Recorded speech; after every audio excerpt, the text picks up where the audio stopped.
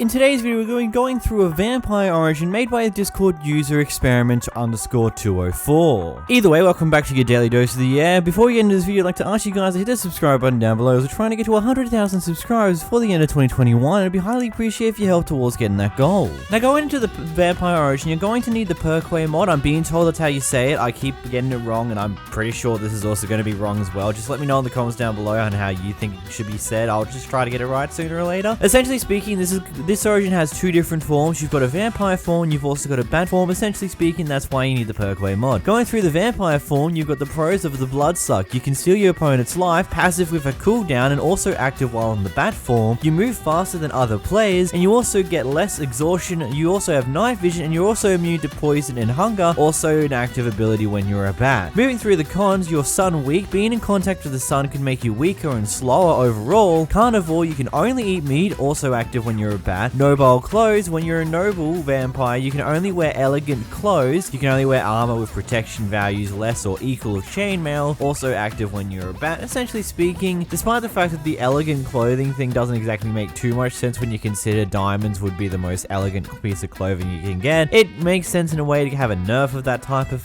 nature. Either way, moving into the bat form becomes a bat. It's a 𝓵𝓷𝓷𝓴𝓼, as well as the bat won't be affected by the sun, and as a bat you can fly, almost like in creative fly mode. I think it'd be somewhat similar to the bee flying, where it's just like a mixture of levitation that goes on and off when you press certain buttons. But as a bat, you're also smaller in size. It doesn't specify how much smaller. As a bat, you also have 3 less hearts, and you also move slower than your vampire form. Either way, that's Vampire Origin 1 that I want to showcase today. I've got a second one that I also want to showcase today, so we're doing a double origin showcase today, because like the first one was a bit shorter. This one's also another vampire-based one. Descended from bats, you thrive in darkness and feast on the blood of your enemies. This one's made by 𝓵𝓲𝓷𝓴𝓼, the lazy one in brackets. Going through the powers, you've got gloom. You start taking withered damage a few moments after being in the sun. This can be delayed by wearing some armor, or even reversing by standing into water or using fire resistance potions. Claws. When fighting with your bare hands, your claws deal extra damage to enemies with flesh. Bloodlust. Unable to eat food, you survive by absorbing blood in your enemies. Blood is also absorbed faster when you're using your bare claws to fight. Breathless. Other undead are naturally neutral towards you, but may become hostile if they sense violence. Wolves, bears, and golems, on the other hand, will also attack directly on sight, making them an automatic enemy of you. Bat wings. Using the primary attack action key, you can levitate over obstacles, but this quickly drains your hunger. Priorities. Your food bar will consume, restoring your health until full, unless you are on the verge of starvation. Desecrated tomb. You can only sleep in a bed if it's surrounded by bricks or polished stone. You can also sleep during the day by burying yourself in bricks or polished stone and pressing the secondary action key. The day skipping power is disabled in the MP version of the pack. Fragile Predator. You see better in the dark and hold your breath up to 8 times longer than the average Minecraft player, but you're also unaffected by night vision and water breathing potions and health altering effects. You can also take double damage from fire, arrows, and tridents. Nemesis. If a vampire slayer, a player wearing a pumpkin helmet, hits you with a wooden sword, it may paralyze you or worse. This power is disabled in the SP version of the pack. Notes this data required